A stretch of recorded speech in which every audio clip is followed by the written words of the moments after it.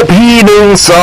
Legacy of the Master วันนี้นะครับมาโชคด้วยกันไกรสีแดงและสีดำมันไม่รู้นะด้านดำได้เวลาออกโรงแล้วเปิดมาก็เหมือนเห็นอะไรสว่างๆอยู่ด้านหลัง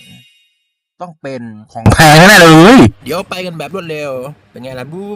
บมาแล้วฮะแรกเป็นซาบโบ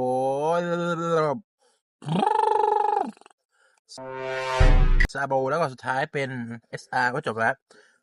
ความแพงหายไปไหนหมดโอ้ย SR อะไรไปด้วยต้องเป็นของแพงแน่เลย